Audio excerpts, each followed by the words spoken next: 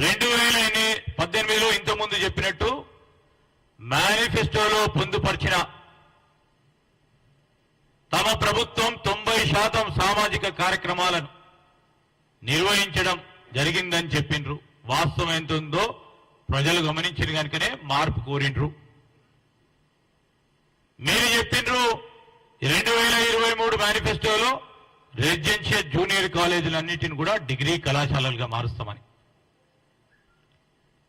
ఈరోజు మేము చెప్తా ఉన్నాం, తెలంగాణకి 6 నుంచి 7 లక్షల కోట్ల రూపాయలు అప్పులో ముంచి ప్రభుత్వాన్ని దివాలా తీసేలా బీఆర్ఎస్ ప్రజల సంబంధించిన అనేక సమస్యలను చెత్తబుట్టలో విసిరేసిన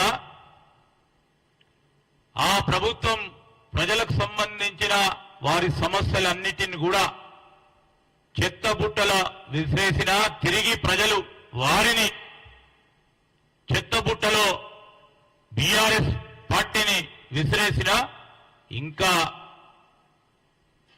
ఆలోచన లేకుండా మాట్లాడుతూ ఉన్నారు.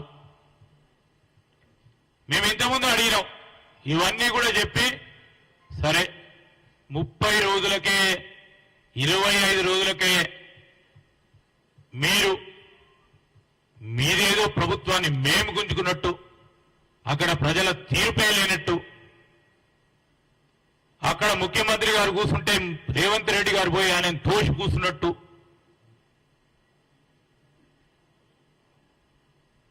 ఈ విధమైన ప్రవర్తన చూపెట్టకుండా మీరు చేస్తా ఉన్న అనేక ఆరోపణలకు సంబంధించి మేము మేనిఫెస్టోలో పెట్టిన ప్రతి అంశాన్ని కూడా, ఆనాడు కాళేశ్వరం ప్రాజెక్టుకు సంబంధించిన అవినీతి ఉంది, మేనిఫెస్టోలో చూడండి జ్యుడిషియల్ ఎంక్వైరీ చేస్తామన్నాం. ముఖ్యమంత్రి గారు కానీ సాగునీటి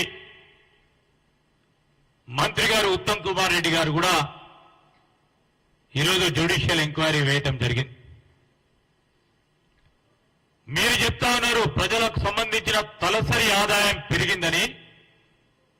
ఈరోజు ప్రజలకు సంబంధించి, తెలంగాణ ప్రజలకు సంబంధించి తలసరి ఆదాయం పెరిగితే ఇంకా 1 కోటి కుటుంబాలు దారిద్ర్య దిగువ రేఖన బీపీఎల్ కింద ఎలా ఉంటాయి? మీరు వీటన్నిటి విషయంలో ప్రధానంగా ఆలోచన చేసి ముందుకెళ్లాల్సిన సందర్భాన్ని కూడా గుర్తు చేస్తా ఉన్నాం. ఈరోజు మీ అందరికీ కూడా తెలుసు, పార్లమెంట్ ఎన్నికల తర్వాత బీఆర్ఎస్ పార్టీ అడ్రస్ గల్లంతైతుందనే భయాందోళనతో పార్టీని రక్షించుకోవాలి, ఆ కుటుంబాన్ని రక్షించుకోవాలని చేస్తా ఉన్న ఈ తంటాలు